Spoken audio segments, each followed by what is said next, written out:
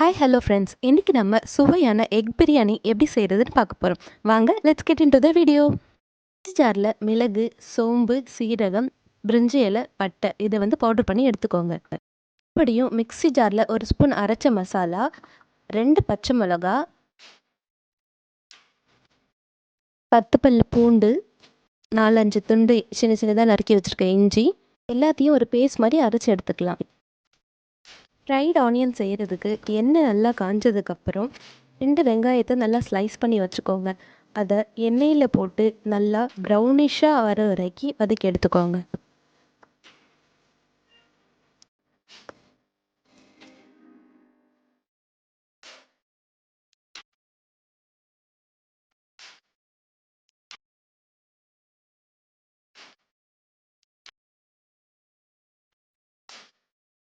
இப்போ பிரியாணி பாத்திரத்தில் ஒரு 4 டேபிள் ஸ்பூன் எண்ணெய் விட்டுக்கலாம்.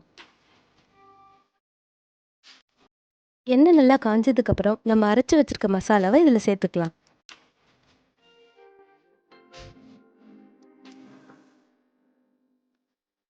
மசாலாவோட பச்சை வாசனை போகிற அளவுக்கு நல்லா வதக்கி எடுத்துக்கோங்க.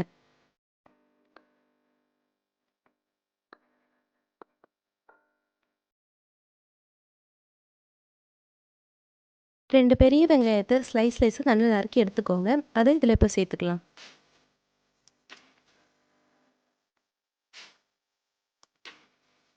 பிரியாணிக்கு வெங்காயத்தை நல்லா ப்ரௌனிஷாக ஆகிற அளவுக்கு வதக்கி எடுத்துக்கோங்க.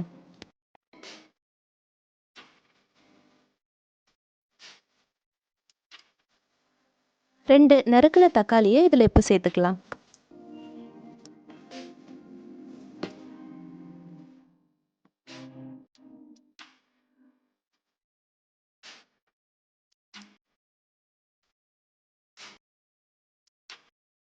பிரியாணிக்கு தனியாக இஞ்சி பூண்டு பேஸ்ட்டு நான் எதுவும் சேர்த்துக்கல. மசாலாலே இஞ்சி பூண்டு பேஸ்ட்டு நம்ம ஏற்கனவே அரைச்சி இதில் சேர்த்துருக்கோம். மசாலா நல்லா வதங்கினதுக்கப்புறம் 1/2 ஸ்பூன் மஞ்சத்தூள் சேர்த்துக்கலாம். 1 ஸ்பூன் மிளகாய்த்தூள் சேர்த்துக்கலாம். மசாலா நல்லா வதங்கினதுக்கப்புறம் பிரியாணிக்கு 2 கப்பு பாஸ்மதி அரிசிக்கு 3 கப் அளவு நான் தண்ணி எடுத்திருக்கேன்.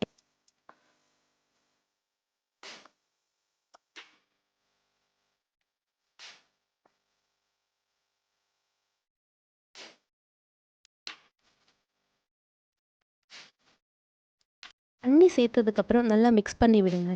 மிக்ஸ் பண்ணதுக்கப்புறம் ஒரு கொதி வர அளவுக்கு விடுங்க. பாஸ்மதி அரிசியை ஒரு 10 நிமிஷம் போல் ஊற வச்சு நான் எடுத்திருக்கேன். இதை இப்போ தண்ணி கொதி வந்ததுக்கப்புறம் இதில் சேர்த்துக்கலாம்.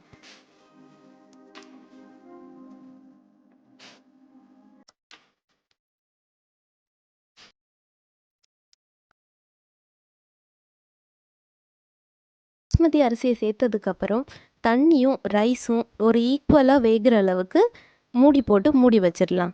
அரிசி வெந்துட்டுருக்க அதே சமயத்தில் நம்ம 4 முட்டையை நல்லா ஃப்ரை பண்ணி எடுத்துக்க போகிறோம். அதுக்கு ஒரு கடாயில் எண்ணெயை சேர்த்துக்கலாம்.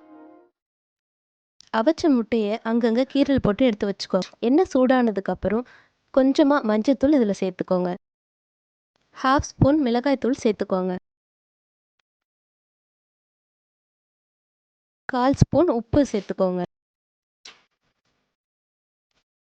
மசாலாவை நல்லா வதக்கி விட்டுக்கலாம்.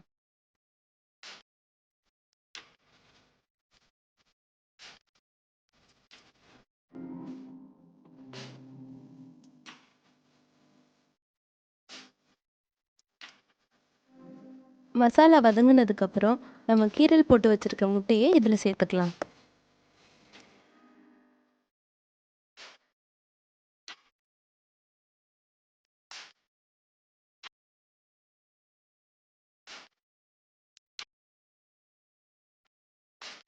முட்டையை ரொம்ப வதக்காமல் லைட்டாக அந்த மசாலா மட்டும் முட்டைக்குள்ளே சாறுற மாதிரி நம்ம வதக்கி எடுத்துக்கலாம். இப்போ அரிசியும் தண்ணியும் ஈக்குவலாக ஆயிடுச்சான்னு நம்ம பிரியாணியை பார்க்கலாம். ஈக்குவலாக வந்துடுச்சு. இப்போ ஒரு ஸ்பூன் வினிகர் சேர்த்துக்கலாம். ஃப்ரை பண்ணி வச்சுருக்க முட்டையை இப்போ பிரியாணிக்குள்ளே வச்சிடலாம்.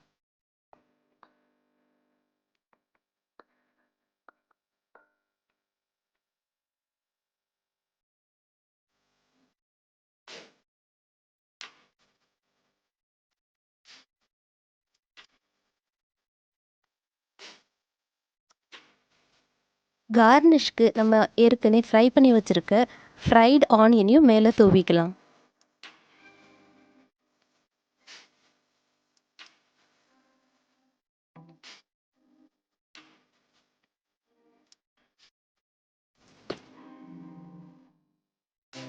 பிரியாணியை ஒரு 20 மினிட்ஸ் தம் போடலாம். நான் வாழை இலையை வச்சு தம் போட்டு ஒரு வெயிட்டான தண்ணி பாத்திரத்தை மேலே வச்சுருக்கேன்.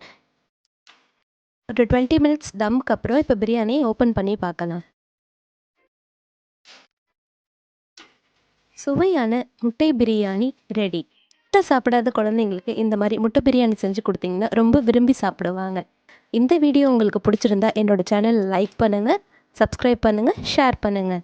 தேங்க்ஸ் ஃபார் வாட்சிங் த வீடியோ.